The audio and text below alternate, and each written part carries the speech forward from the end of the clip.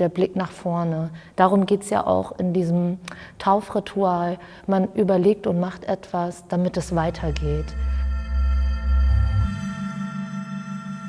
Ich bin Leyla Yenirse und ich präsentiere im Haus der Kunst die Klanginstallation Holy Water. Es geht um ein Reinwaschungsritual, bei dem Frauen und Mädchen die Flucht vor Daesh, dem sogenannten Islamischen Staat, gelang, reingewaschen werden, um dann wieder zu Jesidinnen zu werden. Und dieses Ritual habe ich vertont, kann man so sagen, oder in eine Komposition übersetzt. Und die kann man sich über 10 Lautsprechern anhören. Ja, die Entscheidung, nur Klang zu zeigen, zum ersten Mal lag vor allem auch am Raum und auch an der Kraft der Komposition.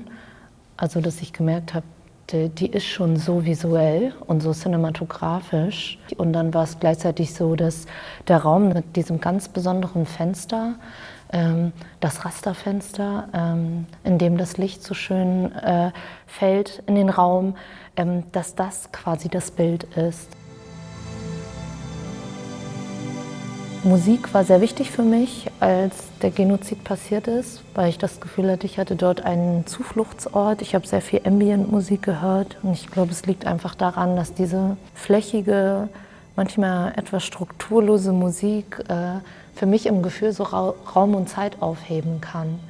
Es gibt die Möglichkeit, die Installation im Liegen anzuhören, oder sie ist eigentlich dafür gedacht, sie im Liegen anzuhören, weil der Blick dann zum Fenster gerichtet ist und diese Position, wo man halt liegt, sich ausruht, der Körper ganz gelassen ist und dann hört mit dem Blick nach oben gerichtet. Das gefällt mir gut, also der Blick nach vorne. Darum geht es ja auch in diesem Taufritual. Man überlegt und macht etwas, damit es weitergeht.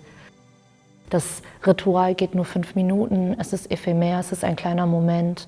Um aber wirklich nach so einem Trauma weiterleben zu können, braucht man mehr als das. Man braucht eine Perspektive und die muss länger nachhallen als die 5 Minuten der Komposition. Also ich finde es erstmal sehr stark, dass so ein Ritual, was dem Überleben und Weiterleben dient, erschaffen oder erfunden wird, um eben weiterzumachen.